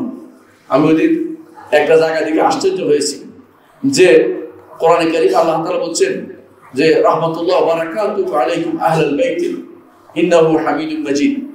এই আয়াতের ব্যাখ্যা আলোচনা করতে করতে এক জায়গায় এসে এক আলেম বলতেছেন যে রাসূলুল্লাহ সাল্লাল্লাহু আলাইহি ওয়াসাল্লামের স্ত্রী খাদিজা রাদিয়াল্লাহু আনহাকে জিবরিল একটা সুসংবাদ জানাইছে। কি সুসংবাদ জানাইছে? বলছে, ইয়া রাসূলুল্লাহ, এই যে খাদিজা আসতেছে, তার কাছে আপনার জন্য খাবার এবং পানীয় নিয়ে আসতেছে তিনি। খাদিজা রাদিয়াল্লাহু আনহা কতটুকুই আছেন নিবেদিত প্রাণ রাসূলের জন্য খাবার এবং পানীয় পোটলা করে নিয়ে আসতেছে। তিনি বললেন যে হয় খাবার না পানীয়, কারণ জিবরিল তো গায়েব জানে না। জিবরিল বলতেছে খাবার বা পানীয় নিয়ে আসতেছে, তাকে সুসংবাদ দিন, আল্লাহর পক্ষ থেকে আমার পক্ষ থেকে তাকে সালাম দিন এবং তাকে বলে দিন যে তার জন্য সুসংবাদ হচ্ছে জান্নাতে তার জন্য একটি ঘর থাকবে, সেই মুক্তার ঘর, যে ভিতরে খালি এরকম মুক্ত দিয়ে বানানো একটা ঘর থাকবে, যে চিৎকার চেঁচামেচি থাকবে না, শান্তির আলো একটা থাকবে তার জন্য। তখন তিনি বলতেছেন, ঘর বললো, প্রাসাদ বললো না কেন? বুঝছেন কিনা? ঘর বললো, ঘর তো মানুষ ছোট বলে বুঝায়, প্রাসাদে না হওয়া দরকার। তখন তিনি বলছেন, এই ঘর তো ছোটখাটো ঘর নয়, এই ঘর যেহেতু রসুলের তিনি ঘর করেছেন এবং পরবর্তী যারাই আসছে এই ঘরের উপর নির্ভরশীল হয়ে সবাই এই ঘরের উপরে ছিলেন। কারণ রসুলের স্ত্রীরা সবাই তো রাসূলুল্লাহ সাল্লাল্লাহু আলাইহি ওয়াসাল্লাম রসুল মানার পরেই তো তারা বিয়ে বসছে, আর এই ঘরের সহযোগিতা কে করেছেন? খাদিজা রাদিয়াল্লাহু আনহা করেছেন। এই জন্য আল্লাহ তাআলা তার জন্য জান্নাতে আরেকটা ঘরের ব্যবস্থা করেছেন। কথা বলছেন? ঠিক অনুরূপ ভাবে দুনিয়ার বুকে ঘর করতে পারেনি, দুনিয়ার বুকে ঘর করতে পারেনি কে? আসিয়া বিনতে মুজাহিদ, ফেরাউনের ঘর করতে পারেনি। দোয়া করেছে, রব্বি ইবনি লি ইনদাকা বাইতান ফিল জান্নাহ, আল্লাহ জান্নাতে আমার জন্য একটি ঘরের ব্যবস্থা করে দিন। এই ঘর আমার টিকলো না, আরেকটা ঘর দরকার আমার, সেই ঘর আপনার কাছে আমাকে ব্যবস্থাপনা করে দিন। এগুলো চাই যে একটা আয়াত বুঝবে, শত মাসালা বের করবে। আমাদের শেখ মুহাম্মদ সালেহ উসাইমিন, তার থেকে যা শিখেছি আমার জীবনে এর চেয়ে সুন্দর দার্স আমি পাইনি, তাফসীর দার্স এর চেয়ে সুন্দর হতে পারে না। আমার যে তাফসীর সব শেষে যেটা বের করেছি 5 খণ্ডে, শেষের 2 খণ্ড প্রায় ইবনে উসাইমিনকে আমি অনুসরণ করেছি। আমরা দেখবেন যে কথায় কথা দেখবেন ইবনে উসাইমিন অনুসরণ, তাফসীর ইবনে উসাইমিন লেখাই আছে ওখানে দেখবেন। কারণ হচ্ছে আমি দেখেছি এত সুন্দর করে বুঝানোর ক্ষেত্রে ওনার মতো জুড়িয়া কিছু নাই, প্রত্যেকটা কথাকে তিনি সুন্দর করে বুঝিয়ে দিয়ে গেছেন এবং বলেছেন যে এটা বোঝা যায়, এটা বোঝা যায়, এটা বলে গেছেন। সরবদের মানহাজের একটু ছাড়েন নাই, কিন্তু মূল কথা বলতে একটু বাদ নাই। এই জন্য যার নামে আমাদের এই ইনস্টিটিউটটি, দাওয়া সেন্টারটি, তিনি আসলে একজন প্রাজ্ঞ যোগ্য ব্যক্তি ছিলেন। বেলা মুদাফা এখন পর্যন্ত কোনো ব্যক্তি যদি কোনো থিসিস লিখতে হয় তার বই থেকে কিছু না কিছু আনতে হয়। কারণ তারা এই দ্বীনের ক্ষেত্রে যদি কিছু লিখতে হয়, গবেষণা পত্র লিখতে হয়, ওনার থেকে উপকৃত না হয় পারা যায় না। অথচ বেশি দিন হয় না তিনি মারা গেছেন, 2000 সালে তিনি মারা গেছেন, 2001 সালে মারা গেছেন। অথচ তিনি যে ইলম রেখে গেছেন, এই ইলমের বিকল্প কোনো এখন তৈরি হয়নি। অন্যরা ইলম অর্জন করে আন্দাজি কথা বলেন, কিন্তু আন্দাজি কোনো কথা নাই, প্রত্যেকটা শব্দের মধ্যে একটা তিনি নতুন তথ্য আমাদেরকে জানিয়েছেন, যেটা সর্বসাধারণের কথার সাথে মিশে। সারা জীবন আমরা হাকিমত্ব প্রজ্ঞা করেছি। আমি শুধু একটা উদাহরণ দিয়ে বুঝাতে পারি, হাকিমত্ব কি? প্রজ্ঞা, হাকিমত্ব বিজ্ঞান। এই যে কথাবার্তা, কোরআন হাকিম, কোরআন বিজ্ঞান মত, এই অনুবাদ শেখ মুহাম্মদ সালেহ উসাইমিনের নাম। আপনি দেখবেন এই তাফসীর, আমার তাফসীর পড়ে দেখেন, তিনি বলছেন হাকিমের 2টা অর্থ হয়, যে কোরআন হুকুম দেয়, অর্ডার দেয়, মানতে হবে তোমাকে, এটা তো হুকুম থেকে একটা হাকিম। আর একটা হচ্ছে কোরআন যা বলে, এটা হচ্ছে সম্পূর্ণরূপে এমন এক নির্দেশ, যে নির্দেশ বাস্তব, যে নির্দেশ থেকে যে নির্দেশ এমন কোনো পাবেন না যেটা এই জায়গাটা এই জায়গা এখানে হয় না, এখানে হয় না, অর্থাৎ যেখানে যেটা প্রয়োজন সেটাই শুধু দেওয়া হয়েছে। হিকমত আল্লাহ যেটাকে বলে, হিকমত অর্থ করেছেন, একটা অর্থ করেছেন অর্ডার দেয়া, 2টা অর্থ তিনি করেছেন। ঠিক আজিজেরও তিনি 3টা অর্থ করেছেন। আমি একটা করে বলতে, আমার তাফসীরে উল্লেখ আছে, পড়ে দেখবেন। আমি শুধু আশ্চর্য হয়েছে, এটা এরকম তাফসীর আদৌ কেউ করতে পারে এত সুন্দর করে, মানুষকে বুঝিয়ে দেওয়ার মতো, আল্লাহর বাণীকে বুঝিয়ে দেওয়ার মতো এই সুন্দর তাফসীর করে প্রত্যেকে তার মতো করে গেছে, তার মতো বুঝছেন। কেউ কালাম শাস্ত্র মিলে দিয়ে গেছে, কেউ দর্শন বানাইছে এটাকে, কেউ বা রাজনীতি করেছে এটা দিয়ে, কেউ বা ওই যার মতো যে মাথার ভিতরে যেটা কোরআন কেউ বুঝছে। কিন্তু কোরআনকে আল্লাহ তার রাসূলের বাণী বুঝার মতো চিন্তা করে যদি কেউ পড়তো, এই ভুলগুলি তাদের আসতো না, তারা কোরআন ভালো বুঝতে পারতো এবং কোরআন একটি আয়াত বুঝলে তার অনেক আয়াত তার মধ্যে এসে যেত। কোরআনে কারীমে বহু জায়গায় হক পেয়েছে, হক আছে না, হক কি জিনিস এটা বোঝার জন্য উসাইমিনের দ্বারস্থ হয়েছি আমরা। উসাইমিন কি বলতেছে? হক হচ্ছে সিদকুল ফিল আখবার ওয়া আদলুল ফিল আহকাম। যেগুলো হক, কোনটার নাম হক হচ্ছে যদি সংবাদ হয় সত্য, আর যদি অর্ডার হয় তাহলে ইনসাফপূর্ণ, নির্দেশ হলে ইনসাফপূর্ণ। কথা বুঝছেন কিনা? কোরআন হক কোন দিক থেকে? কোরআনের যত সংবাদ আছে তা সত্য, আর কোরআনের যত নির্দেশ আছে সব ইনসাফপূর্ণ। বুঝছেন? এর মধ্যে দেখেন কবর আযাব হক, এটা অর্থ কি? কোনটা এটা? এটা হচ্ছে এখানে যে সংবাদ দিয়েছে কবর আযাব হবে, এটা সত্য। কিন্তু ধরেন হক বলা হচ্ছে যে ধরেন সালাত হক, এটা কি? ইনসাফপূর্ণ অর্ডার। এটা খবর না, এটা হচ্ছে অর্ডার, নির্দেশ। যেটা নির্দেশ হচ্ছে ইনসাফপূর্ণ। কোরআনে কারীমে বহু জায়গায় হক আসছে, হাদিসে হক আসছে। হকের তাফসীর আপনাকে কে শিক্ষা দিবে যদি কোনো আলেম না থাকে? ইলমে দ্বীনের কোনো বিকল্প নাই। ইলম এমন এক জিনিস, আপনি মাথা নিচু করতে বাধ্য হবেন। আলেমের কাছে আপনি দাঁড়াতে হলে আপনাকে ইলম নিয়ে আসতে হবে। ইমাম শাফি রাহমাতুল্লাহ আলাইহি বলতেন যে যদি কোনো আলেমের সাথে আমি বিতর্ক করেছি, আমি জিতে গেছি, জাহেলের সাথে বিতর্ক করে আমি জিততে পারি না। কারণ জাহেল তো ইলমের মধ্যে নাই, সে শুধু একবার এখানে যাবে, একবার ওইখানে যাবে, একবার ওইখানে যাবে, সুযোগ পেলে ঘায়েল করবে, আক্রমণ করবে। কথা বুঝছেন কিনা? এই জন্য ইলম অর্জন করতে হবে। আপনার মর্যাদা নিয়ে আপনি টেনশন করতে হবে না। আল্লাহর কাছে আপনি মর্যাদাবান হবেন, দুনিয়ার বুকে আপনার জন্য আল্লাহ মর্যাদা ঢেলে দিবেন। ইলমের জন্য আপনি মর্যাদা টেনশন করেন না। মর্যাদা মুহাম্মদ বিন সালেহ আল উসাইমিন মর্যাদা খুঁজেন নাই। ওনাকে বলা হয়েছে গ্রাম মুফতির পদ দিবে কিনা, উনি রাজি হন না, বলে আমি করতে পারবো না, আমি খুব ব্যস্ত আছি, আমার ছাত্র আছে, আমার তালেবে ইলম আছে, এদের নিয়ে সময় দিতে হবে আমার। ঠিক আছে। আবু হানিফা রাহমাতুল্লাহ আলাইহি তাকে প্রধান বিচারপতি দেওয়া হচ্ছিল, নেন নাই। ইমাম মালিককে নেন নাই। এরকম ইমামরা যুগে যুগে তাদেরকে পদ দিতে গেলে বলে আমার অনেক কাজ আছে, আমার ছাত্ররা আছে, এদেরকে পড়াবে কি? কেন? কারণ ওইটার চেয়ে এটা গুরুত্বপূর্ণ বেশি। ইলমের চেয়ে বিকল্প কোনো কিছু হতে পারে না। তাহলে আপনি বুঝতে পারছেন যে ইলম ছাড়া আপনি জিহাদের প্রথম স্তর নফসের বিরুদ্ধে জিহাদ আপনি করতে পারবেন না। 2 নম্বর জিহাদ হয় শয়তানের বিরুদ্ধে। শয়তানের বিরুদ্ধে জিহাদ, শয়তান দুইটা কাজ করে। মানুষের অন্তরের ভিতরে কি করে? সন্দেহ ঢুকায়।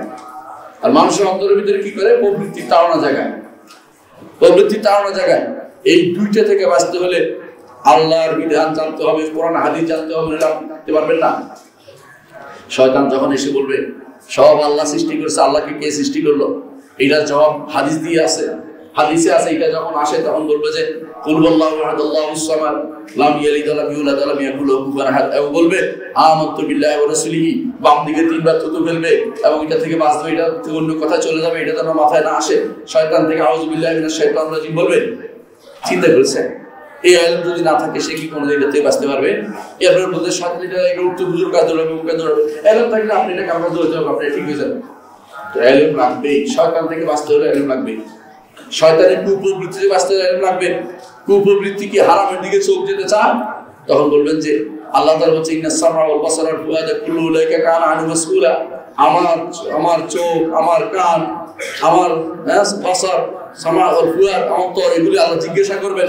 আমি হারামের দিকে তাকাবো না। ইলমের কারণে আপনি বেঁচে গেলেন, বিপদে পড়ে যেতেন।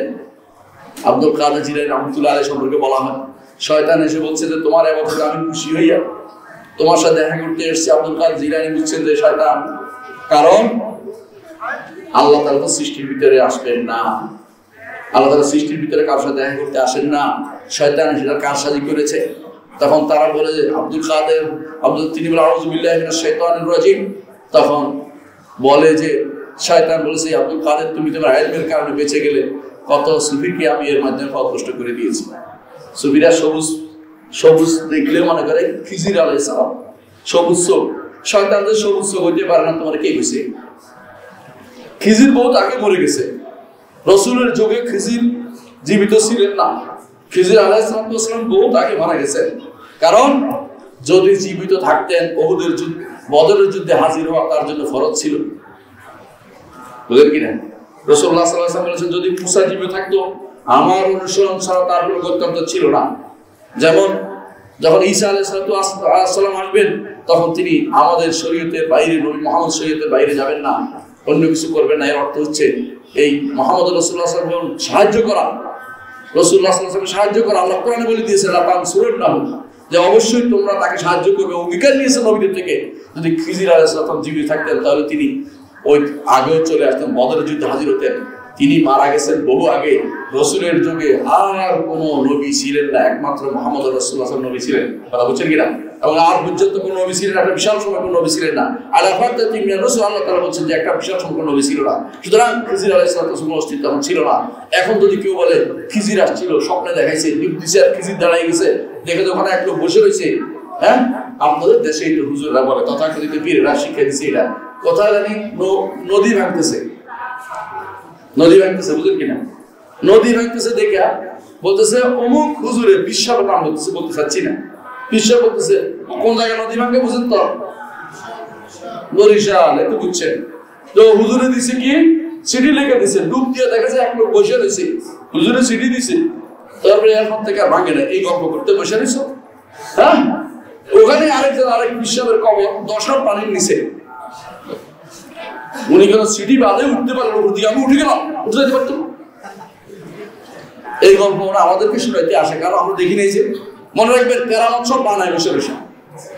আরেকজন শুনতেছি, হ্যাঁ ওখানকার চরের মানুষের আর কি, চর, হ্যাঁ অমুক চর তমুক চর আছে না, একটা চর সিনা, একটা চর নাই, এরকম চর আছে অনেক। চরের ওয়াজ করতেছে একজন, চরের ওয়াজ শুনবেন করতেছে কি যে আমার অমুক বিশ্বাস অমুক হুজুরে বলছে যে তিনি দেখছেন আমার দাদা হুজুর কাউলাকে দেখছেন, কেবলা তো কাউলা হুজুর হিসাবে, আমার কেবলা তো আমাদের একটাই, ওদের কাবলা বহুত, যে উনি দেখছেন যে উনি ওই অমুকখানে ইয়ার উপরে পুকুরের উপরে নামাজ পড়তেছে, পানির উপরে। এবারে নামাজ পড়ে টাঙ্গার অবুকছে, হ্যাঁ পানির উপরে নামাজ পড়তে হবে কেন? পানির উপরে তো এক ধরনের কানা থাকে যেগুলি দৌড়ায় পানির উপরে, কি পোকা বলে এগুলিকে, হ্যাঁ এক ধরনের মাকড়সার মতো পোকা থাকে, এগুলি দৌড়ায়, এগুলি পোকা মাকড় নাকি, পোকা মাকড়সা নাকি, পানির উপরে নামাজ পড়তে গেছেন কেন? এত সমস্যা লাগছে না। এই জন্য এগুলি সব হচ্ছে বানোয়ার, যেগুলো বিশ্বাস করতে হয় না। এলেম থাকলে এগুলি বলতো না, আল্লাহকে ভয় করে নাই। আল্লাহ তাআলা কোরআনে কারীমে বলেছেন ইন্নামা ইয়াশাল্লাহু মিন ইবাদিল উলামা, আলেমরা শুধু আল্লাহকে ভয় করে। যে আজে বাজে কথা বলে আল্লাহকে ভয় করে না, কারণ সে জানে যে আমার পক্ষে বিপক্ষে যাবে, আল্লাহ আমাকে এই জন্য পাকড়াও করতে পারে। আমি আজে বাজে কথা বলবো না, যা জানি তা বলবো, যা জানি না তা বলবো না। মুহাম্মদ রাসূলুল্লাহ সাল্লাল্লাহু আলাইহি ওয়াসাল্লাম বলেছেন, তিনি বলেছেন যে কেউ মান কানা ইউমিনু বিল ইয়াউমিল আখির ফালিয়াকুল খায়রান আও লিয়াসমুত, যে কেউ আল্লাহকে ভয় করে, আল্লাহর ঈমান রাখে এবং আখিরাতে ঈমান রাখে, সে যেন ভালো কথা বলে অথবা চুপ থাকে, না জেনে কথা বলে বড় গুনাহ।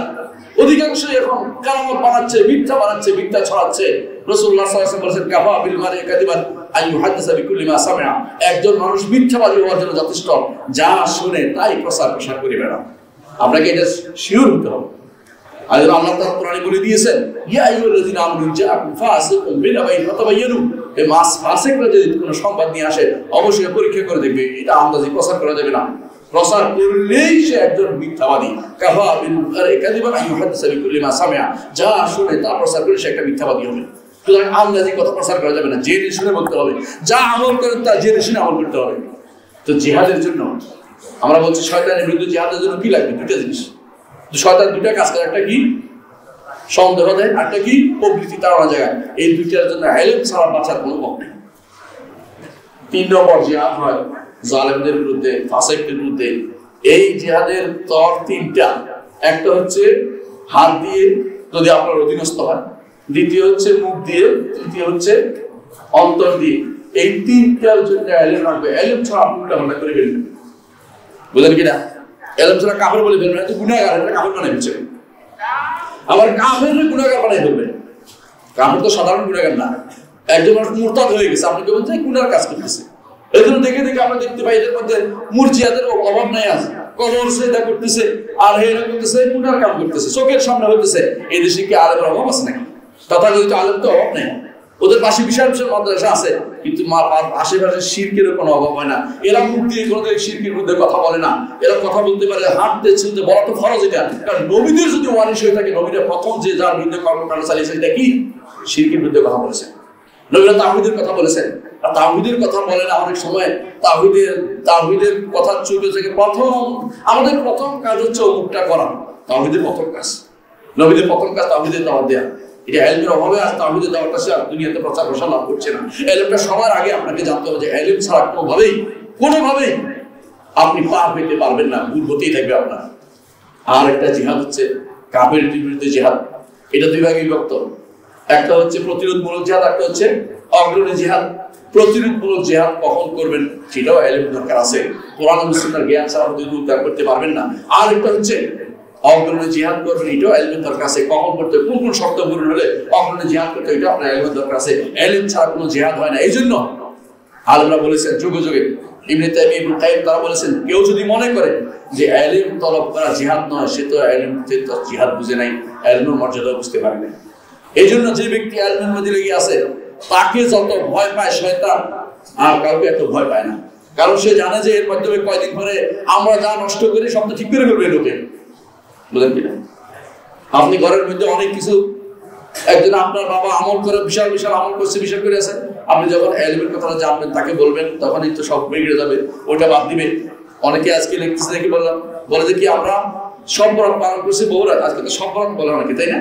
এই রাতে সব বরাত সিলাসিলি হইতেছে, আশেপাশে শুনেন না? সব বরাত এটা বলাই দরকার একটু।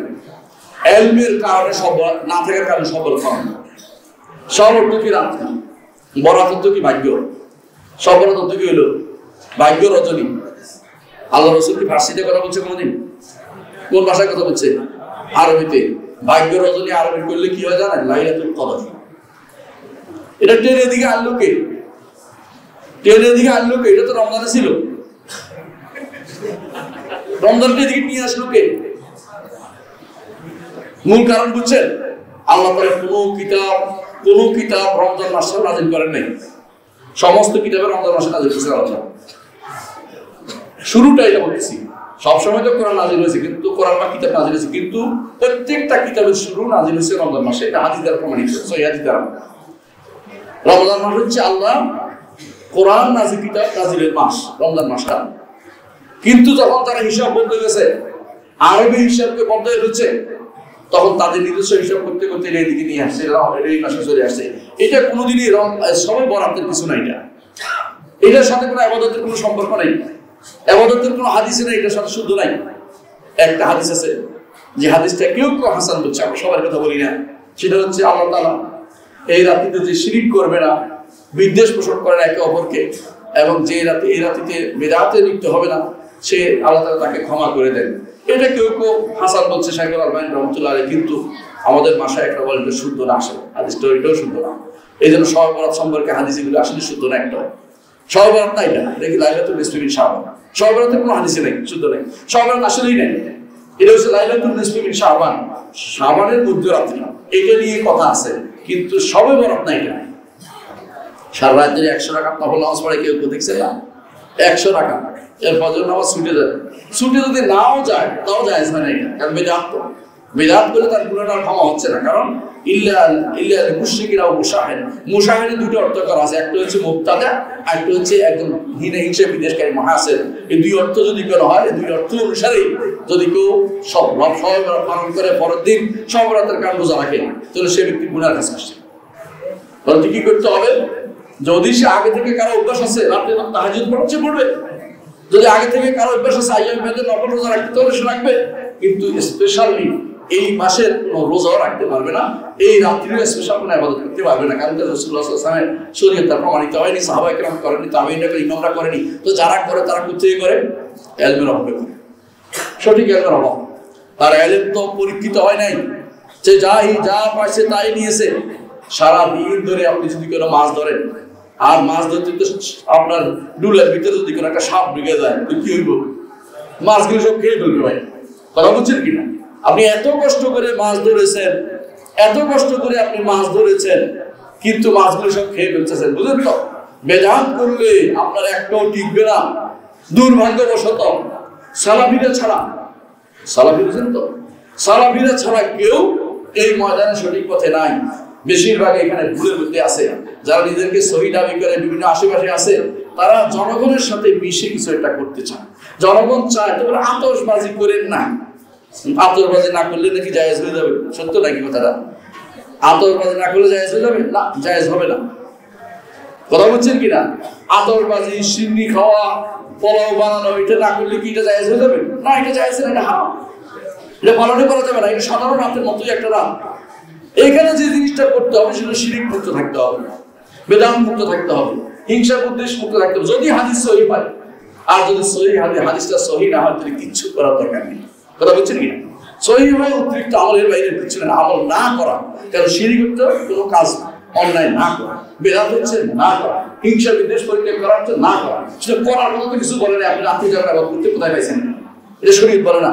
কেউ কেউ হয়তো বলবেন এটা যে এটা তো ন্যাক আমল করতেছি, আপনি বাধা দিচ্ছেন কেন? কারণ সব ন্যাক আমল করতে আমাদের নিষিদ্ধ, সব ন্যাক আমল করতে পারেন না। ন্যাক আমল করতে হলে আল্লাহ রাসূল যে পদে যে রাত্রি বলছে সে রাত্রি করতে হবে, অন্য কোনো রাত্রি করতে পারেন নাই। লাইলাতুল কদর যখন আসবে তখন কিন্তু রাসূলুল্লাহ সাল্লাল্লাহু আলাইহি ওয়াসাল্লাম কোনোদিন সারা রাত জেগে নামাজ পড়তেন না, কিন্তু লাইলাতুল কদর আসলে তিনি সারা রাত জেগে নামাজ পড়তেন। ওই সময়ে স্পেশালি আপনার যে নির্দেশিত লাইলাতুল কদরগুলোতে, অর্থাৎ কদর রাতে যেগুলো হতে পারে 1 মাস 23 অথবা পুরো 10 দিনে আপনাকে রাতের বেলা সালাত আদায় করবেন এবং আল্লাহর কাছে দোয়া করবেন, কান্নাকাটি করবেন, এটা অনুমোদিত, কোনো সমস্যা নাই। রাতে বেশি করে সালাত আদায় করবেন, কোনো সমস্যা নাই। কিন্তু অন্য সময় আপনি এটাকে লাইলাতুল কদর যদি লাইলাতুল রাত সারা রাত যদি ইবাদত করেন জেগে এটা কিন্তু শরীয়ত অনুমোদন করে না। কারণ ওয়ালি নাফসিকা আলাইকা হক, তোমার নফসের উপর হক আছে। সারা রাত জাগতে কে বলছে? রাসূলুল্লাহ সাল্লাল্লাহু আলাইহি ওয়াসাল্লাম সারা রাত কখনো জাগতেন না, জাগতেন ঘুমাতেন, এটার মধ্যে তার ইবাদত ছিল। আপনি নিজেকে বেশি রাসূলের চেয়ে বেশি, কখনো রাসূলের চেয়ে বেশি পরিষ্কার পরিচ্ছন্নতা, রাসূলের চেয়ে বেশি ইবাদতকারী প্রমাণ করবেন না। আমাদের দেশে কিছু মানুষ দেখা যায়, আমি নাম ধরে বলতেছি বুঝে পাওয়ার জন্য। আমার আব্বাজানকে একজন সমালোচনা করতেছে আমার সামনে যে হুজুর যে পেশাব করে পানি নিয়ে চলে গেল, হাঁটলো না, হাঁটা বুঝেনি, কেমনে কামড়া। তো আমরা তো বুঝি নাই, তখন বুঝি নাই, ঘটনাটা ধরতাম তখনই, এত বড় আলেম ছিলেন না, সাধারণ ছাত্র ছিলেন। এরপরে এখন যদি আমি তার পাইতাম ধরতাম যে তুমি হাঁটাটা কোথায় পাইছো, হুজুরের ভুল ধরতেছ। তারা কি করে? পেশাব করে 40 কদম, হ্যাঁ, বাথরুম সেরে 80 কদম, মানে যত পারে আর কি। আর একজন কি, আমি একবার যাচ্ছিলাম ওয়াজ করতে, পথে একটা বাথরুম দেখে লাইন থেকে বসে দাঁড়াই আছি, আধা ঘন্টা বসে আছে, বের হয় না। পরে আমি বললাম কি মরে গেল নি কেন? কান দিয়ে দেখেছে লোকটা এরকম করতেছে, বুঝছেন? নাচানাচি করতেছে ভিতরে, মানে ওই বাইরে হাঁটতে পারতেছে না দেখে ভিতরে হাঁটা শুরু করতেছে। বের হওয়ার পর আমি বললাম আপনি কি করতেছেন? না, ওই যে বাইরে হাঁটতে পারি নাই, এই যে তাহলে আস্তে গুলো আপনি জানেন আপনি কয় মানুষের কষ্ট দিচ্ছেন। আমার অসুস্থ মানুষ, আমি পেশাব নিয়ে বসে আছে, আপনি ভিতরে হাঁটাহাঁটি হাঁটাহাঁটি করতেছেন। এই হচ্ছে অবস্থা আমাদের। শরীয়ত এটা কোনো অনুমোদন করে না, এটা হারাম কাজ। ইমাম ইবনে তাইমিয়া রাহমাতুল্লাহ আলাইহির ছাত্র ইবনে কাইয়িম বলতেছে, আমার ওস্তাদ জি, অর্থাৎ কে? ইবনে তাইমিয়া আমাকে বলতেছিলেন যে এটা পুরোটাই বেদাত, হাঁটাহাঁটি করা যাবে না, কাম ফুট করা যাবে না।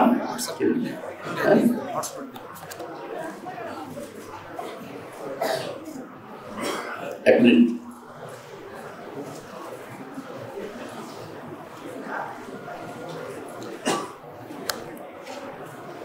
ইবনে তাইমিয়া রাহমাতুল্লাহ আলাইহি কাছে উনি বললেন যে, ইবনে তাইমিয়া রাহমাতুল্লাহ বললেন যে ইয়া করা যাবে না, কোন রকমের কাম ফুট করা যাবে না, ফাট করে ব্যাখ্যা করে সোজা হয়ে এটা করা যাবে না।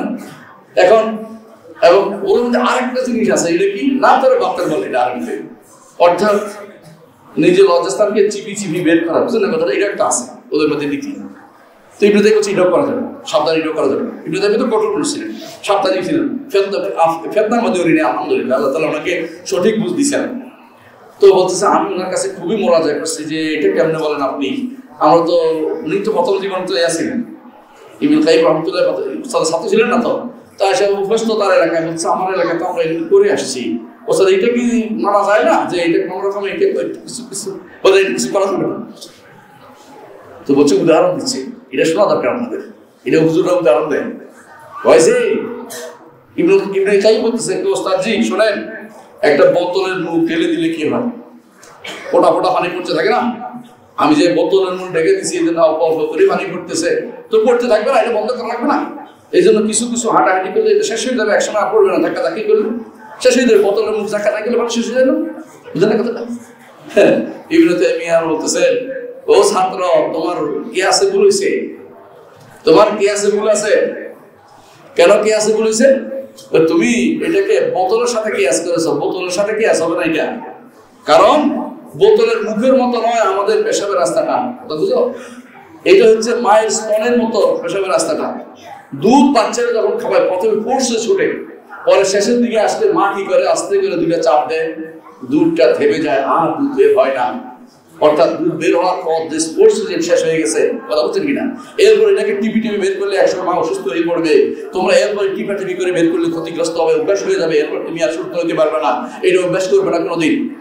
রসুলের সাহাবীরা কোনোদিন সেটা করেন নাই, রসুল একদিনও করেন নাই, তাবিঈরা করেন, ইমামরা করে নাই, কোনো ইমাম বলেন না, আবু হানিফা, মালিক, শাফিঈ কোনোদিন বলেন না, কোনো ফিকহ কিতাবও নাই। আধুনিক কিছু ফিকহ কিতাব থাকতে পারে, আগেকার কোনো ফিকহ কিতাব নেই। আধুনিক ফিকহ কিতাব তো লিখছে বেদাতিরা, কেউ কেউ বসে লিখছে। ইবনে তাইমিয়া বললেন যে এটা তোমার ইতিহাসে বলেছে, এটা করলে অসুস্থ হয়ে পড়বে। ঠিক এখনো যখন আমরা কাউকে নিষেধ করি তখন বলছে আমি তো অভ্যস্ত হয়ে গেছি, নইলে তো পেশাব আর এটাতে পানি দিতে বলছে। রাসূল কি বলেছে, যখন এরকম অবস্থা হয় পানি ছিটিয়ে দেয়, এটা পানি। এরপর 3 দিন 3 দিন 4 দিন পরে তোমার এটা অভ্যস্ত হয়ে যাবে, আপনার মনে হবে না। আর যে তুমি হেঁটে হেঁটে হেঁটে হেঁটে পেশাবের কণা বের করতে থাকো, এটা রাসূলুল্লাহ সাল্লাল্লাহু আলাইহি ওয়াসাল্লাম আল্লাহ কেউ সাহায্যের বাইরে কষ্ট দেননি। যদি হজে যায় কেউ কি করবে আমাকে বলেন তো, যেখানে যদি কোনো মিনাতে যদি কোনো থাকে না, বুঝছেন? আপনি দেখুন আপনার সামনে 28 জন 30 জন, একজন যদি করে একটু বাথরুম থেকে বেরোয় হাঁটে হাঁটতে হাঁটে লেফট রাইট করতে থাকে, কি অবস্থাটা হবে? শরীয়ত যেটা অনুমোদন করেন নাই আপনি এটা থেকে নিয়ে আসেন। আপনি রসুলের চেয়ে বড় দরবেশ হওয়ার দরকার নাই, রসুলের চেয়ে বেশি জ্ঞান দাবি করার দরকার নাই। বুঝছেন কথাটা? রসুলের চেয়ে বেশি জ্ঞান দাবি করলে আপনি ক্ষতিগ্রস্ত হবেন। দুনিয়ার লোকে কেন এটা সমস্যা হচ্ছে? এলমের সমস্যা। বিশুদ্ধ এলমের দরকার, সব এলম নেওয়ার দরকার নাই, বেশি এলমের দরকার নাই, কিন্তু কি দরকার? বিশুদ্ধ এলমের দরকার। এই জন্য ওয়াল্লাযী আরসালা রাসূলাহু বিল হুদা ওয়া দীনিল হক, রাসূলকে পাঠিয়েছেন আল্লাহ তাআলা কি দিয়েছেন? বিল হুদা।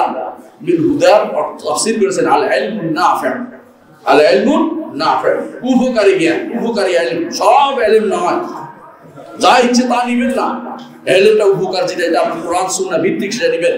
বিল ইলমিন নাফি' বিল হুদা ওয়া দীনিল হক আল আমালুস সালিহ, দিন হচ্ছে আমলুস সালিহ।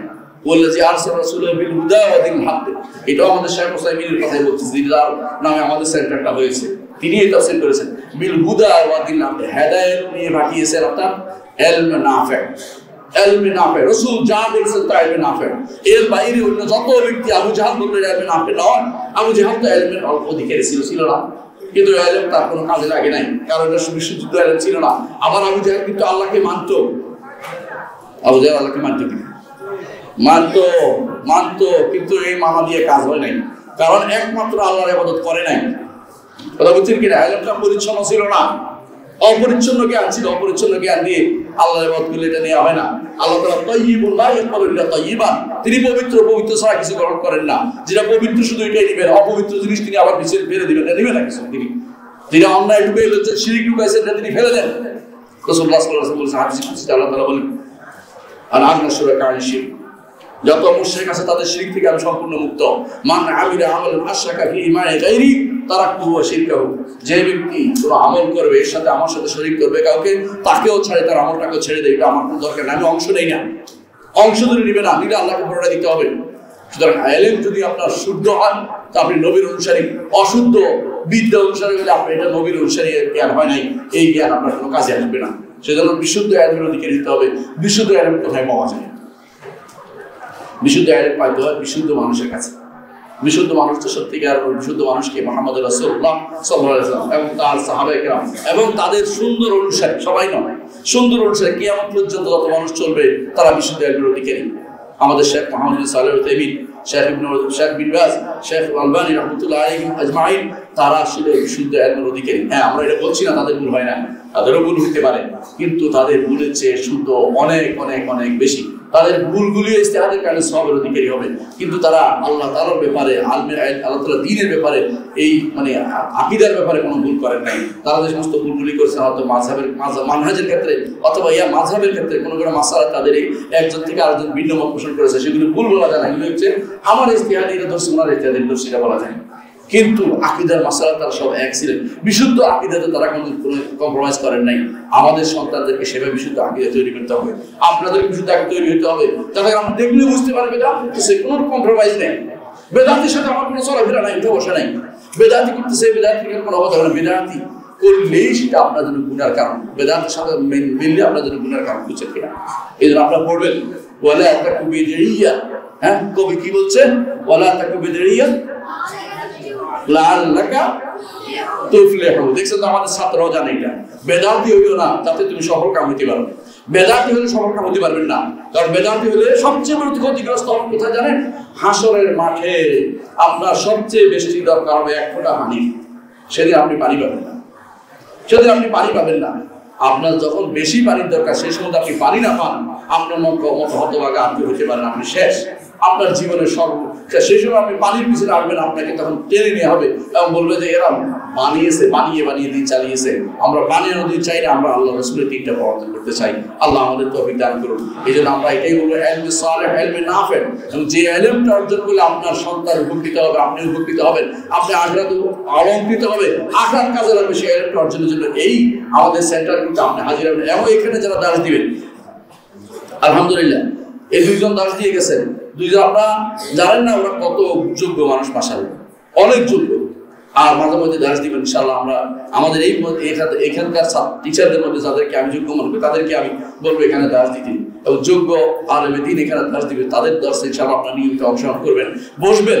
এরা আপনাদেরকে কিতাব ভিত্তিক ইলম দিবে, যেটা তারাই দেখবেন তারা বেশিরভাগই ইবনে উসাইমিনের ছাত্র, ইবনে উসাইমিন হয় সরাসরি ছাত্র, বইয়ের ছাত্র, এর বাইরে আমরা কাউকে এখানে অ্যালাউ করবো না। কারণ ইবনে উসাইমিন কেন বলছি, পরীক্ষিত আলেম মরে গেছে, জীবিত কারণ হইতো আমরা বলতাম যে ফাইনাল হাইয়া লা ইবনা আলী ফিতনা। সাহেব ইবনে মাসউদ রাদিয়াল্লাহু আনহু বলেছেন, জীবিত ব্যাপারে ফিতনা থেকে, ফিতনার কোনো আশা, ফিতনা থেকে মুক্ত হওয়ার আশা করা যায় না। মরে গেছেন সঠিক ইলম নিয়ে, এই সঠিক ইলম দিয়ে সেই ব্যক্তির, এই জন্য নামটা আমরা এখানে উল্লেখ করেছি। কথা কি বুঝতে পেরেছি? আলহামদুলিল্লাহ, আশা করি আপনারা বুঝতে কেন আমরা ইবনে উসাইমিন উল্লেখ করেছি। তিনি একজন নক্ষত্র ছিলেন, একজন নক্ষত্র ছিলেন, যে নক্ষত্র আল্লাহ তাআলা দিয়ে গেছেন, কিন্তু ইলম দিয়ে গেছেন। এই নক্ষত্রের বিদ্যা কোন সাইডে আপনি চাইবেন, সুবহানাল্লাহ। এমনকি নাম সরফের ক্ষেত্রে তার যে বইটা, আমার ছেলেরা দুইজনে বসে দেখি নাম সরফের দুইজনে, শুধু ওনার বইটা মিলে দুইজনে পড়তেছে এরকম। অর্থাৎ তার একটা আজের একটা সরা আছে, সেটা সরা আছে, অসাধারণ সরা। আপনি শুনবেন, আমাদের ইয়া শামসুল হুদা আছে, ওর থেকে শুনবেন, হাসান আছে, ওখানে পড়াবে আপনাদের মাঝে মধ্যে। কিন্তু এই ক্লাসগুলো যে নিবে, আপনাদেরকে প্রস্তুত থাকতে হবে, হাজির থাকতে হবে, সন্তানদেরকে বুঝাতে হবে, যেগুলো শিখতে হবে, কোন তো শিখতে হবে। আজকে তো আমরা উন্মুক্ত আলোচনা করছি, আমরা বই ভিত্তিক, কিতাব ভিত্তিক, বিভিন্ন দার্সের ভিত্তিক আলোচনা আমরা চালিয়ে দিতে চাই। সেটা যেন আমাদের জারি থাকে। আপনারা আসবেন, শুনবেন, ইনশাআল্লাহ যত শুনবেন লাভ হবে কি, বেদাত থেকে মুক্ত থাকবেন। যদি আপনি দ্বীন থেকে, তালেবে ইলম অর্জন থেকে দূরে থাকেন, আপনার উপর শয়তান ভর করে বসবে। এই জন্য যে কোনো সময় আলেমদের সাথে থাকবেন। আলেমদের সাথে না থাকলে আপনাকে যে কোনো সময় বিভ্রান্ত করে দিতে পারে। আমি আলেম না হতে পারি, কিন্তু আলহামদুলিল্লাহ ইলমে দ্বীনের খ্যাত তৈরি করতে পারি। এটা মসজিদে আপনাদের জন্য জায়গা করে দিতে পারছি। আপনারা এই মসজিদে আসবেন নিয়মিত, এইটা একটা সেন্টার আপনাদের জন্য। আরো যদি ভালো সেন্টার আমরা করতে পারি তখন করবো।